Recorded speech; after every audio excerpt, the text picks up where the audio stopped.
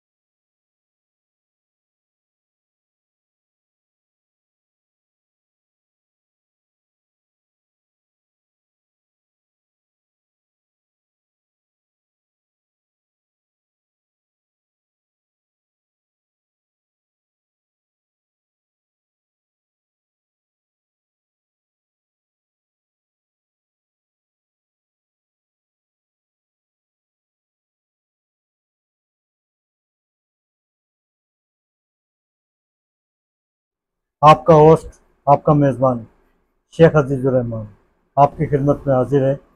आज हम सूबे सिंध के ज़िला खैरपुर में मौजूद हैं और यहाँ सिविल कोर्ट में मौजूद हैं। यहाँ पर माहिर कानून खालिदा रियाज साहिबा हमारी नशिस्त का हिस्सा हैं। अपने प्रोग्राम रोशन पाकिस्तान और अदलिया की आज़ादी में खुशामदीद कहते हैं। हमारा मौजू है वकला के मसाइल और अदलिया की आज़ादी। आप माशाल्लाह हमारे आज़ाद कश्मीर से ताल्लुक़ रखती हैं और ब्लॉगिंग करती हैं सिंध से। आपको अपने प्रोग्राम में खुशामदीद कहते हैं। अस्सलाम वालेकुम मैडम, कैसी हैं मैडम आप? पहले से मैडम, हमारे देखने वाले नाजरीन की आगाही के सिलसिले में आपका इब्तिदाई तारुफ।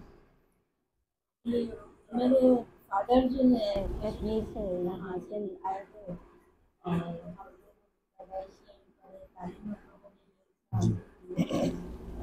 यहाँ सिंध में रह रहे हैं। खैरपुर मीरस जी, खैरपुर मीरस मतलब हम मीर अस इसलिए कहते हैं कि ये पहले स्टेट थी जी, और मीर इसके हुक्मरान थे। अभी भी उनकी शहरें पैलेस वगैरह हैं। खैरपुर की एक अपनी अलग पहचान है, जी। तारीखी हैसियत है। इस हवाले मैडम, आप अपने तालीमी पस मंज़र के बारे में कुछ आगाही फराहम फरमाएं। जी, मेरी फैमिली से लेकर मास्टर्स तक यही खैरपुर में अब्दुल लतीफ़ यूनिवर्सिटी से और LLB कहाँ से किया आपने? LLB यही खैरपुर से। कौन से सन की बात है? ये 94 की बात है। शोबा वकालत में आपने कैसे कदम रखा और आपको आने का ख्याल कैसे आया? वकालत के हवाले से इत्तेफाक ऐसा था, मैं छोटी थी तो मेरे एक पड़ोसी थे, तो मेरी जो थी अपने अपने लोगों से इंटरेक्शन था। यानी बचपन की मैं आपको बताती हूँ कि वो कहते थे ये तो है ना जज बनेगी, वो मुझे वकील नहीं, वो जाहिर पहले ज़माने के लोग तो ये कहते थे कि जज जो है इंसाफ काम करते हैं, हालांकि वकील जो है उनका बहुत बड़ा हिस्सा होता है कि इंसाफ की फरमाई करने से। तो वो बचपन में कहते थे ये तो भाई हमारी जज है जी। लेकिन उसके बाद जो है तालीम मैंने हासिल की, तो मैं एजुकेशन में डिपार्टमेंट में चली गई। मैंने वहाँ तकरीबन 26 साल सर्विस की माशाल्लाह। लेकिन हर वक्त मुझे यही होता था कि मुझे जो है ना जो माशरे में नाइंसाफ़ियाँ थी लोगों के साथ, यानी आम लोग आजकल यानी हमारा माहौल ऐसा हो गया वो समझते ही नहीं है कि कहाँ हमारी हक तलफी हो रही है। तो इस हवाले से फिर मैंने वहाँ से बिफोर टाइम रिटायरमेंट लेके फिर मैं तो मैडम, जब आपने शोबा वकालत में कदम रखा तो इस वक्त आपके उस्ताद मोहतरम कौन थे? आपके उस्ताद मोहतरम कौन थे? जी, मेरे उस्ताद मोहतरम हमारे मुजाहिद राजपूत साहब जी जी और मेरे सीनियर थे मैडम वाली साहब,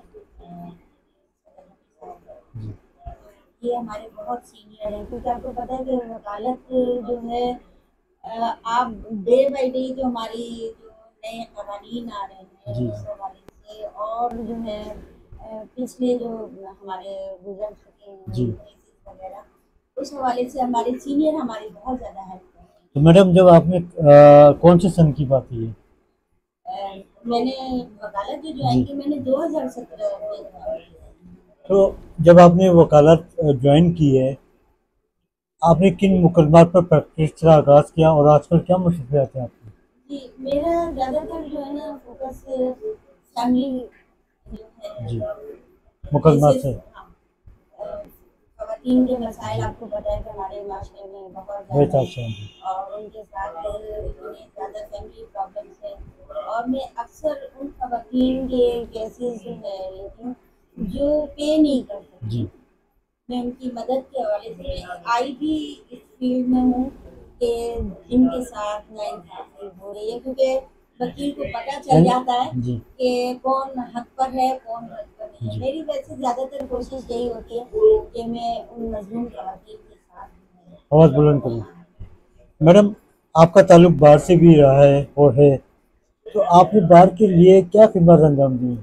जी, हमारे मैं इस वक्त मेंबर मैनेजिंग कमेटी जी और हम लोग जो है ना, जो हमारे नए आए हैं वकील, जी तो हम उनकी तरबियत का इंतज़ाम कर रहे हैं, जी। क्योंकि वकील के लिए सबसे अगर तालीम और तरबियत हाँ है। तालीम और तरबियत, जी डे बाय डे जो चीज़ें आ रही हैं अभी, जैसे हमारे बार में जो है हमारे बहुत सारे वकील हैं जी जजेस के एग्ज़ाम की तैयारी कर रहे जी हैं, तो उनके लिए लेक्चर प्रोग्राम अरेंज कर रहे हैं यहाँ पर जजेस जो हैं हमारे सीनियर वकील हैं, जी। तो वो आके जो है अपने उन्होंने वहाँ पर शेयर किए हैं कानून का। मैडम किसी भी शोबे में तरक्की हासिल करने के लिए ख़वातीन को बड़े मसाइल से गुजरना पड़ता है, जी तो आपके साथ भी ऐसे कुछ मसाइल पेश आए और आपने कैसे उजागर जी किया? बिल्कुल, असल क्या है कि हमारे यहाँ जो है हमारा आइन जो कहता है, जी आइन कहता है हमारा आर्टिकल 34 जी कि ख़वातीन को कौमी धारा में शामिल करने के लिए स्टेट कोई भी कदम उठा जी सकता है। तो उस हवाले से ये है कि अभी लाहौर में उन्होंने किया है कि एक मखसूस सीट की है। मेरा भी यही कहना है कि जैसे हमारी असम्बलियों में ख़वातीन का मखसूस कोटा जी। है, इसी तरीके से बार में भी मखसूस कोटा होना चाहिए। उस पर इलेक्शन नहीं होना चाहिए। वो जो है उनको जो सीनियर्स हैं हमारे, जी। तो उनके लिए ये एजाज़ की बात है कि वो आएँ और तो बार के अगर हवाले से बात की जाए, तो बार में ख़वातीन का चैम्बर बार अलग है? जी, जी, हमारा हमारा बार अलग है, ख़वातीन का अलग है। जी हालाँकि कहते तो यही है कि एडवोकेट एडवोकेट होता है, उसमें जी मेल फीमेल यानी जेंडर वाइज़ कोई ऐसी बात नहीं है। लेकिन ज़ाहिर है आपको पता है कि ख़वातीन के साथ अपने जो उनकी मसाइल हैं, जी। उस हवाले से हमारा एक अलग चल रहा है। आप मैडम फैमिली मुकदमात को देख रही हैं, पाकिस्तान भर में निचली सतह की अदालतों में बड़ा फुकदान पाया जा रहा है। फैमिली मुकदमात के साथ सिविल मुकदमात की भरमार पाई जाती है, तो आप क्या समझते हैं इनको कैसे निपटाया जाए? असल आप देखिए कि हमारे यहाँ तो जजेस भी पूरे नहीं हैं। हम्म, अब हमारे यहाँ अपने फैसलों में जो ट्रांसफ़र होकर गए हैं, तो यहाँ पर भी जजेस की कमी है। जब तक ज़ाहिर पूरी अदालतों में जज नहीं होंगे, ज़ाहिर केस तो पेंडिंग होंगे। तो मैडम ये तो माजी से रोना गाना चलता चला आ रहा है।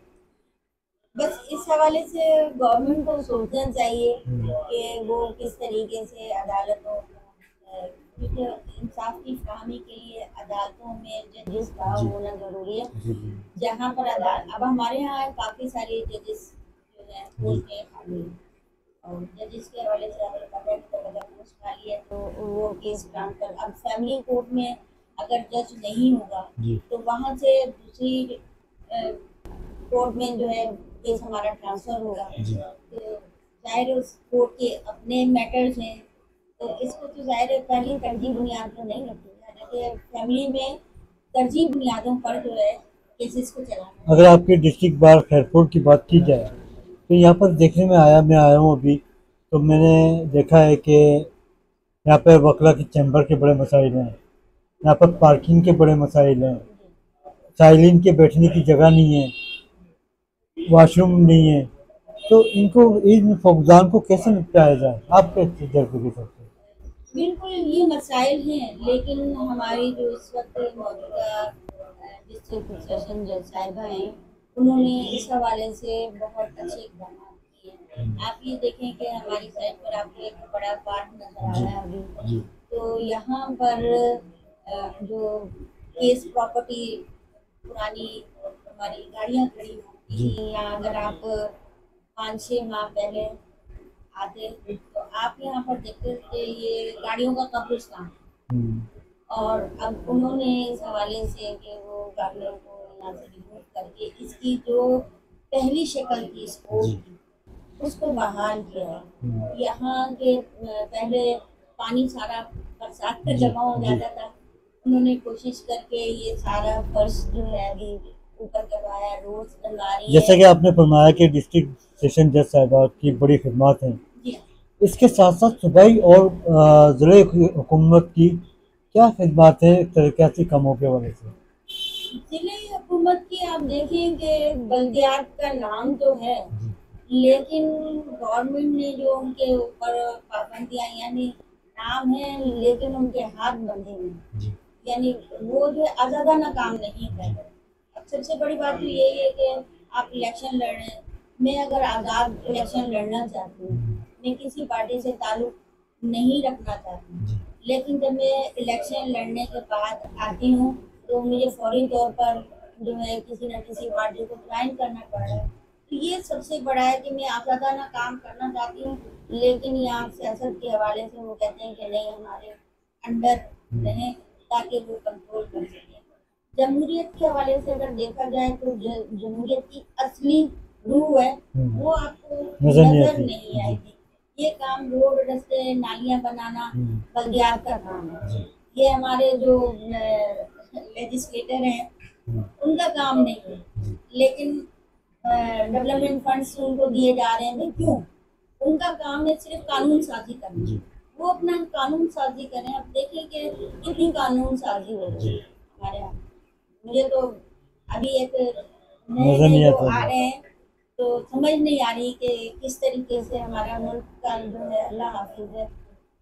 तो मैडम सवाल ये कि सिविल कोर्ट की अगर बात की जाए, सिविल मुकदमात की भरमार पाई जाती है। इसी तरीके से हाई कोर्ट में देखें 26 लाख से ज़्यादा मुकदमात इंतवा का शिकार है।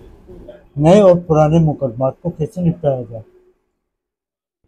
असल वही मैं आपको बता रही हूँ, पिछले जो है पिछले 2 साल पहले हमारे यहाँ जुनैद गफ्फार साहब जो हमारे जज साहब हैं, चीफ जस्टिस साहब, वो जब यहाँ सेक्टर में थे तो उन्होंने 1 साल के अंदर तकरीबन 6000 केसेस को जो है फाइंड आउट किया। तो उनके ऊपर जो बर्डन है, लेकिन उन्होंने अपनी जाती थोड़ी दिलचस्पी लेके बहुत सारे केसेस जो एक ही नैयत के थे उनको मतलब तरतीब दे के तो बहुत अच्छे तरीके से उन्होंने निपटाया। तो इस हवाले से है कि थोड़ा सा अगर पुराने केसों को लेकर, अब जैसे मॉडल कोर्ट बने हैं, मॉडल कोर्ट बने इसीलिए हैं कि जो पेंडिंग वाले केस हैं 10-10 साल हो गए, 15-15 साल हो गए, तो उनको जो है वो। मैडम अगर आप अभी मेंबर हैं मैनेजिंग कमेटी बार की, अगर आपको कोई और पेशकश मिलती है तो आपकी क्या राय होगी? कबूल करेंगे? नहीं, देखिए हमारा काम है वकला की वेलफेयर के हवाले से कि वकला को जो मसाइल हैं उनको हम उनको सपोर्ट करें, फैसिलिटेट करें, क्योंकि आपको पता है कि वकील के लिए जो है यहाँ हमारा शहर हदूद दरबा के हवाले से तो देखा जाए तो बहुत बड़ा है, 8 तहसीलें हैं इसके अंदर, लेकिन जैसे कराची में है केसेस के हवाले से यहाँ पर जो है थोड़ा फाइनेंशियली हवाले से यहाँ को फीस का इतना बड़ा नहीं है कि बहुत बड़ा पैकेज है। अब कराची में आप देख रहे हैं वहाँ एक बहुत बड़ी इंडस्ट्रीज हैं, तो वहाँ करोड़ों में भी फीसें ली जाती हैं। मैडम, सवाल ये है कि तहरीक कोई सी भी हो, अदलिया की आज़ादी हो या जज साहिबान की बहाली का मैटर, यही वकला दीवार बन के खड़े हो जाते हैं। आजकल देखने में आया है कि इन्हीं वकला को तशद्दुद का निशाना बनाया जाता है, झूठी FIR दर्ज की जा रही हैं, कत्ल किए जा रहे हैं। उनके तहफ़्फ़ुज़ात का हल क्या है आपकी नज़र में? क्योंकि आप भी एक माशाल्लाह वकील जी, हैं। असल ये है कि हमारी वकला की जो बात की जो इलेक्शंस हैं उसमें भी सियासत जो है वो इन्वॉल्व हो गई, जी यानी न्यूट्रल नहीं है। जी अगर न्यूट्रल हो तो मैं समझती हूँ कि हर कोई जो है मसाइल उठाएगा। अब गवर्नमेंट के खिलाफ अगर कोई इलेक्शन लड़कर आया है गवर्नमेंट के ही सपोर्ट से, जी तो वो किस तरीके से गवर्नमेंट के लिए बात कर सकता है। अभी रिसेंटली एक जज साहब ने जो है इस्तीफा दिया है, कर लीजिए, कि मैं जो है ऐसे काम नहीं नहीं कर कर सकते जी, फैसला नहीं तो कर सकते। ऐसे जो है आपको इक्का दुक्का वाक़यात तो मिलेंगे, लेकिन आपको पता है कि हर किसी के अपने अपने मसाइल होते हैं, कोई मजबूरन काम आजकल देखने में आया है मैडम कि वकला दो हिस्सों में, दो पार्टियों में तकसीम हो गए हैं, आसमा जहांगीर ग्रुप, हामिद खान ग्रुप। तो आप क्या समझते हैं, इसमें टूट फूट का शिकार हो गए हैं वकला? मैं आसमा जहांगीर के ग्रुप से ही हूँ और इसका यानी कि यासीन आज़ाद साहब के ग्रुप से, वो भी हाँ, कश्मीर के हैं। जी हाँ, क्योंकि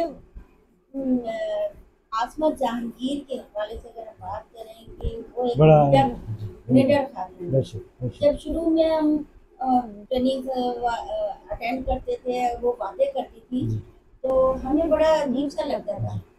लेकिन अब जैसे जैसे हमारे ये चीज़ें तजुर्बात में आ रही हैं, तो मैं ये कहती थी कि ना इतनी दूर का वो सोचती थी। जब ये दहशतगर्दी का एक्ट आया, मुझे अच्छी तरह याद है कहीं कि मैंने कहा था नवाज शरीफ को, नवाज शरीफ के दौर में बना था ना दहशतगर्दी का एक्ट, तो कहीं मैंने कहा था कि आप ही इस एक्ट के शिकार होंगे और आगे चलकर देखें उनकी बात ये सच्ची साबित हुई। अभी भी एक एक्ट उन्होंने पास किया है जो कायद-ए-आज़म की जो जिन्होंने पाकिस्तान बनाया, हमारे फाउंडर हैं, तो उन्होंने इस वजह से इस्तीफा दिया था इंडिया में बाहर से कि मैं ऐसी बात का हिस्सा नहीं कर सकता जहाँ पर किसी शख्स की आज़ादी के हवाले से हर शख्स आज़ाद है, उसको आप उसकी मतलब कैद नहीं कर सकते, एक दिन के लिए भी कैद नहीं कर सकते। यहाँ तो मैडम, वकला के मसाइल जो पाए जा रहे हैं आजकल, उनके तहफ़्फ़ुज़ात को कैसे दूर किया जाए? हमारे यहाँ सेफ्टी का जो कानून बना है वकला के हवाले से, वो अभी तक हमारी असम्बलियों ने जो अमल दरामद ही नजर नहीं आता जी। किया ही नहीं है। वो अमल दरामद हो तो मैं समझती हूँ कि बहुत अच्छी सूरत हाल होगी, क्योंकि एक्ट होगा, लोगों को पता चलेगा कि जैसे सहाफ़ियों के लिए बना है, उनकी सेफ्टी के हवाले से कानून बना है, ऐसे वकला की सेफ्टी के लिए भी कानून बना है। सिंध बार के इलेक्शन मुनक्किद होने जा रहे हैं, तो उसमें आप पार्टिसिपेट करेंगे? नहीं, मैं कैसे पार्टिसिपेट कर सकती हूँ? जी उन्होंने शराइत रखी, मैं इस हवाले से भी बात जी करना चाहूँगी कि आर्टिकल 25 हमारा जो है आइन जी कहता है कि तमाम पाकिस्तानियों के हुकूक बराबर जी हकूक बराबर हैं। इलेक्शन लड़ने के लिए आपने इतनी सारी जो है इसमें शराइत रखी है। जी अब अगर मैं सिंध असम्बली का इलेक्शन लड़ना चाहूँ जी तो मेरे पास सिंध असम्बली के इलेक्शन के लड़ने के लिए कोई एक्सपीरियंस तो है नहीं, लेकिन मुझे कोई कानूनी रोक भी नहीं सकता, जी मैं इलेक्शन में खड़ी हो सकती जी हूँ। कैंडिडेट तो इसी तरीके से जो भी हमारे, क्योंकि यहाँ तो ये कानून के हवाले से बात कर रहे हैं ना, यहाँ पर इसी किस्म का होना चाहिए कि यहाँ पर 10-10 साल और 15-15 साल आपने एक्सपीरियंस मांगा है। अभी जो हमारे नए नौजवान हैं, अगर वो इलेक्शन में हिस्सा लेना चाहें, वो किस तो तरीके यहाँ से कितने कैंडिडेट हैं उम्मीदवार? यहाँ से 2-3 का तो सुन रहे हैं हम अच्छा कि वो हैं। वैसे हमारे यहाँ तो ये भी है किसी के यहाँ सिंध बार की एक सीट है, जी लेकिन हमारे ये थी कि यहाँ पर 2 सीटें होनी चाहिए, जी क्योंकि हमारी एक जो है तारीखी हैसियत है इस बार की, और यहाँ हमारे वकला आज़ाद मतलब सिंध की सबसे दूसरी बड़ी कहानी। जी बिल्कुल। इस हवाले से हमारा है कि यहाँ पर 2 सीटें होनी चाहिए सिंध बार की, जी लेकिन ये जो शराइत रखी हैं ये नहीं होनी चाहिए। यानी हर वकील को जो अभी नया आया है, एनरोल हुआ है, उसको हक हासिल है कि वो इलेक्शन इलेक्शन लड़ में सकते हैं। जी लड़े। जी इस दफा इलेक्शन लड़ेगा, हार जाएगा, लेकिन उसका एक्सपीरियंस तो होगा ना कि इलेक्शन होता क्या है। होते थे। जाहिर है जब आप सब में वकीलों को ये हक देंगे जी तो मैं समझती हूँ कि एक अच्छी सूरत हाल है। मैडम, अगर बाहर के हवाले से बात करें हम, तो बाहर के हैं मसाइल क्या हैं और वकला के क्या मसाइल पाए जा रहे हैं बाहर के हवाले से, और बाहर की क्या कर रही है? वकला के जो मसाइल है, एक तो यही होता है कि कभी बार और बेंच में जी तनाज़ात हो जाते हैं जी तो उसको हल करते हैं कि जजेस जो है कभी इस तरीके से वकील के साथ बिहेव नहीं कर रहे होते। तो ये चीज़ें तो ये मसले हल करने के लिए दूसरे फाइनेंशियली हवाले से हमारे यहाँ अभी हमारे जो खैरपुर डिस्ट्रिक्ट के हैं बाहर के एजाज साहब साहब, जी तो उस हवाले से उन्होंने कहा कि यहाँ पर हमारी जो बार थी उसको एक्सटेंड किया है, हमारी खवातीन की जो अलग हमारा बार का हिस्सा है उसको एक्सटेंड किया है जी और वकला की तबीयत के हवाले से कर रहे हैं। और जो है एक चीज़ है कि मैं ये कहती हूँ जब हमारी एक प्रोफेशनल डिग्री है, जी डॉक्टर्स को जब डिग्री मुकम्मल करने के बाद 1 साल जो है हौज करनी पड़ती है, उनको वो स्टाइपेंड देते हैं। तो हमारे यहाँ जो नए वकील आ रहे हैं, हमारे नौजवान वकील आ रहे हैं, वो जब एनरोल होते हैं तो 1 साल के लिए कम से कम उनको स्टाइपेंड देगा। इंसाफ की फराहमी के हवाले से आपने बात की थी, इंसाफ की फराहमी में कहाँ रुकावटें पेश आती हैं और इनका हल क्या है? अभी आप देख लें कि जो 26वीं तरमीम के बाद जो मसाइल आए हैं, तो जब जज मेरिट पर आएगा, किसी के थ्रू नहीं आएगा, तो आप समझते हैं कि कितनी ज़्यादा यानी इसमें इंसाफ की फराहमी में जो इस वक्त रुकावटें आ रही हैं वो ऑटोमेटिकली खुद ब खुद दूर हो रही हैं। दैट जब एक जज किसी पार्टी के थ्रू आ रहा है, किसी वडेरे के थ्रू आ रहा है, तो पहले वो वडेरे और पार्टी के मफादात को देखेगा, तो आम आवाम को तो जाहिर है वो इंसाफ नहीं मिल सकता। जैसे कि आपने शुरू में फरमाया कि आपके वालिदैन का ताल्लुक, आपकी फैमिली का ताल्लुक कश्मीर से है, हाँ, तो कभी मकबूजा कश्मीर है, बारामूला से। बारामूला से, तो कभी आप गई? अब वहाँ पर मैं नहीं जा सकी, लेकिन आज़ाद कश्मीर में गई हुई। यहाँ मेरी मुझसे जो बड़ी बहन है जी उनकी यहाँ शादी हुई हुई है रात में, बात- लेकिन मेरे चचा जो हैं जो चचा आए हैं उन्होंने यहाँ विजिट किया है, वो आके हमसे मिल कर गए। हमारे लिए वहाँ पर बहुत पाबंदियाँ हैं कि हम यहाँ से नहीं जा सकते। दिल तो बहुत चाहता है क्योंकि मेरे सारे चचा फूफियाँ सब वहीं रहते हैं। पाकिस्तान के मुस्तकबिल के बारे में आपकी क्या राय है? पाकिस्तान के मुस्तकबिल के हवाले से अगर मैं बात करूँ तो जमहूरियत जो है, जो उसकी असल रूह है, जी जब तक वो नहीं होगी तो यहाँ पर आप समझ रहे हैं कि इसी किस्म की हमें जमहूरियत होगी तो पाकिस्तान आज़ाद होगा, आज़ाद होगा। और आप देख रहे अभी हैं आज़ाद कि होगी। हम जमहूरियत का कह तो रहे हैं, लेकिन वो सिर्फ जमहूरियत नारा नहीं नारा है, है। जी सिर्फ नारा ही नारा है कि हम आज़ाद हैं, लेकिन अभी तक हम आज़ाद नहीं हैं। क्योंकि उसके हवाले से आप देखें वही कवानीन अंग्रेजों वाले चल रहे हैं। जी तो कश्मीर पे बात करती मैडम, 27 अक्टूबर 1947 कश्मीर का यौम सियासी, कश्मीरी अवाम अपने हकूक़ से महरूम, आज़ादी के मुंतज़िर हैं। आपकी तजर्बात की रोशनी में, क्योंकि आप एजुकेशन का भी हिस्सा रह चुकी हैं और आप शोबे वकालत से ताल्लुक़ है, आपकी तजर्बात की रोशनी में मसला कश्मीर का हल क्या है? मसला कश्मीर का हल वाहिद हल यही है कि उनको आज़ाद करें, ना वो इंडिया के साथ है ना पाकिस्तान, क्योंकि कश्मीरी कहते हैं कि हमारी हमारी एक आज़ाद रियासत है, हमारा अपना तशक्कुस है। पूरी दुनिया में आप देखें कहीं पर भी कश्मीरी जहाँ पर है उनका एक अपना अलग तशक्कुस है। तो मैं यही कहती हूँ कि हमें जो है हमारा आज़ाद जो है वो कश्मीर चाहिए। और उस हवाले से कश्मीर न्यूज़ चैनल की सालगिरह अनकरीब कराची में मुनक्किद होने जा रही है, जिसकी सरबराही जस्टिस अनवर जहीर जमाली साहब फरमा रहे हैं और यासीन आज़ाद साहब भी हैं। आप कश्मीर को इस प्रोग्राम के हवाले से कश्मीरी अवाम को क्या पैगाम देना चाहेंगे? मैं कश्मीरी जो हमारे भाई हैं उनको सिर्फ एक ही पैगाम दूंगी कि तालीम जो है तालीम और तरबियत तालीम और तरबियत जिसकी इस वक्त मैं देख रही हूँ कि अच्छा ज़रूरत है, बहुत अच्छा ज़रूरत ज़रूरत है। है। जब तक क्योंकि अगर हमने आज़ादी देखिए सर सैयद ने कहा था ना कि अगर हमने आज़ादी हासिल करनी है तो हमें तालीम हासिल करनी है और वो भी अंग्रेजी में तालीम हासिल करनी है अगर अंग्रेज़ों का मुकाबला करना है।